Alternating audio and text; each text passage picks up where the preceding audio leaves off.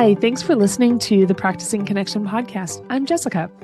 Today we'll be talking about how to move from learning into doing, specifically 5 strategies that can help you integrate new skills into your daily practice. My co-host Coral is here to guide us through today's practice. Hey, Coral, how are you? Hey, Jessica, I'm doing really well, thanks. Just finished facilitating a workshop last week, and one of the things that came up in conversation was how energizing it can feel to leave professional development opportunities, but a week later, it kind of sometimes fizzles. Mm-hmm. Not a bad thing, just noting a reality. And that's actually exactly what we're going to talk about today: is how to keep that momentum going so those skills don't just stay in a notebook, but actually begin to show up in your day to day. Yes, I am so looking forward to this topic. I love this. Keeping those notes in the notebook often happens to me. I can relate to that so much. So I'm really looking forward to hearing about what these practices are you're going to be sharing with us. And we would love to hear what strategies you use to apply skills in your work or daily life. Send us a note at practicingconnection@oneop.org. We see and respond to every message, and we can't wait to hear your ideas.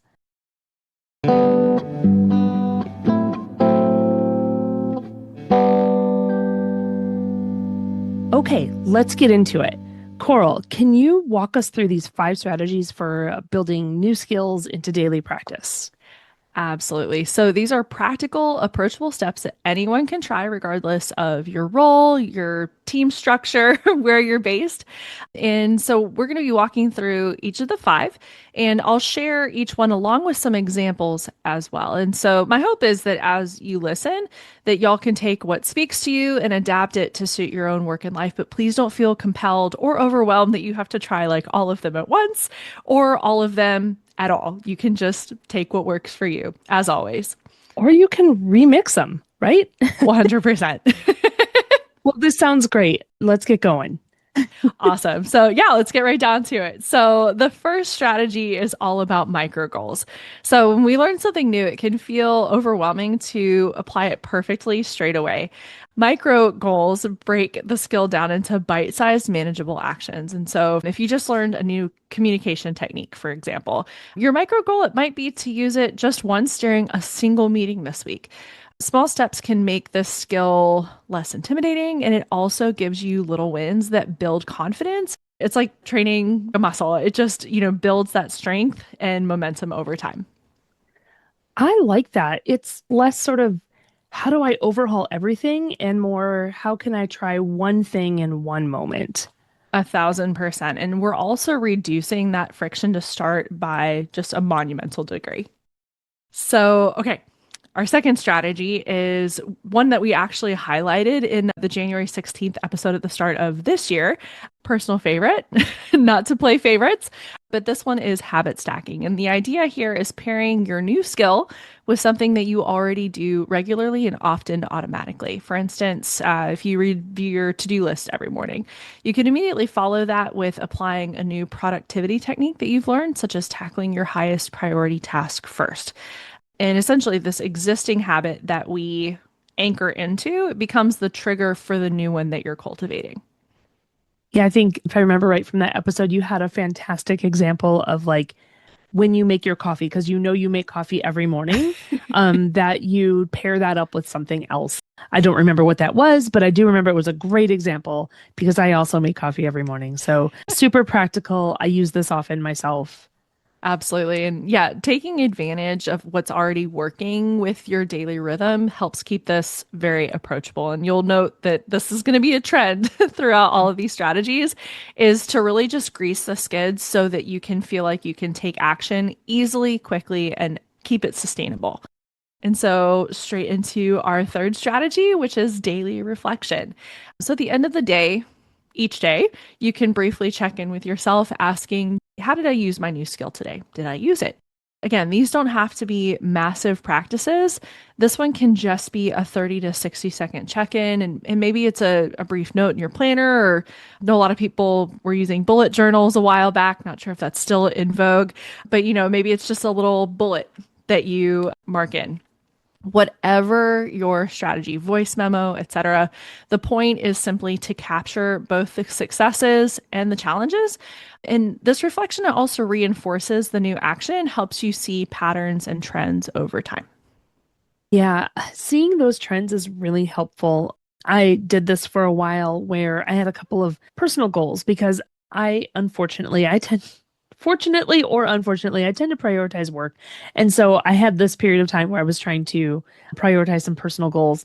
And I have to tell you, it was super motivating to see the trend of when I was tracking it, to see the trend of that I was actually spending time on a goal that I had. So you might not even realize you accomplish something a few times a week until you start to look at that. And that's what I noticed as well. Like I actually was doing the things that I wanted to do, but they were taking up less space in my brain. And so because I could see the tracking, it helped to create some more momentum to keep it going.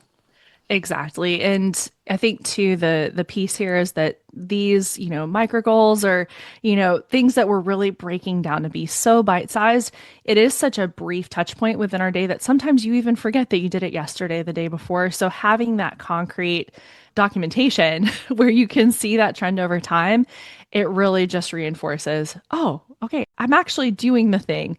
And then, that doing of the thing, it can grow and grow over time into whatever you hope it is becoming. All right. Our fourth strategy is creating reminders and cues. So, again, you might see a little bit of overlap in some of these, and that is a okay.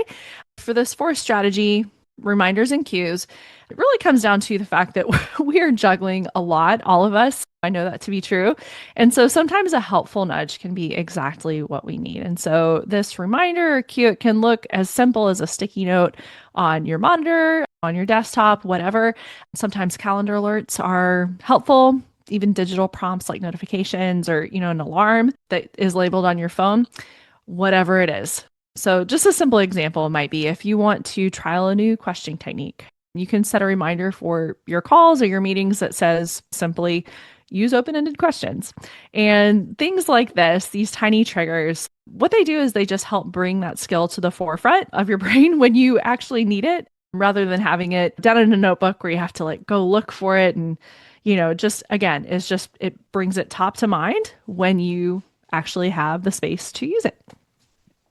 That is really, I mean, that's just so realistic. Without reminders, even the best intentions can get lost in the shuffle of a busy day.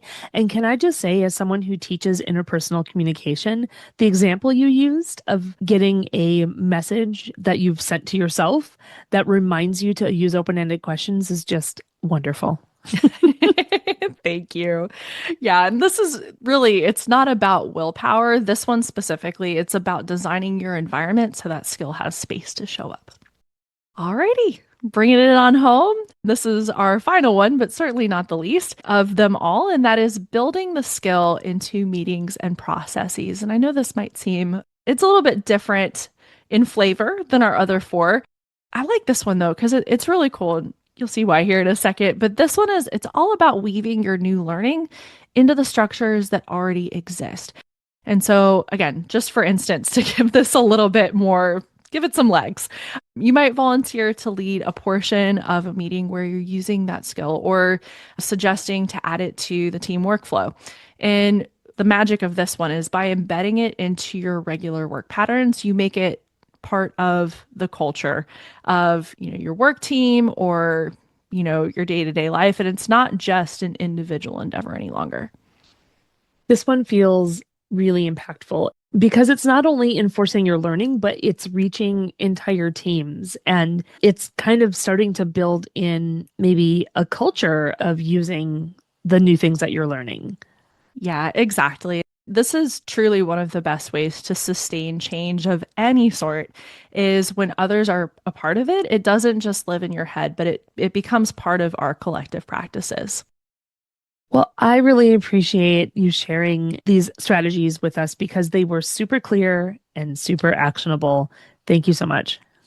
Thanks, Jessica. And since this one did have, quite a number of things that we touched on, just want to do a real quick recap just to bring it on home. So, as a reminder, the 5 strategies we discussed today were micro goals, habit stacking, daily reflection, reminders and triggers, and building skills into meetings and processes. And again, just as a very warm reminder, you do not have to do all of these at once. You don't have to do all of them ever.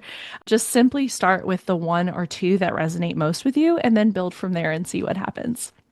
Or don't build. You don't have to even build. If you don't, if it works really well for you, then just keep going with it. Absolutely. That's it for this episode. Thanks so much for joining us. If you enjoyed this episode, please take a moment to share it with a friend or colleague. We'll be back next week with a new episode. Until then, keep practicing. The Practicing Connection podcast is a production of OneOp and is supported by the National Institute of Food and Agriculture, U.S. Department of Agriculture, and the Office of Military Family Readiness Policy, U.S. Department of Defense, under award number 2023-48770-41333.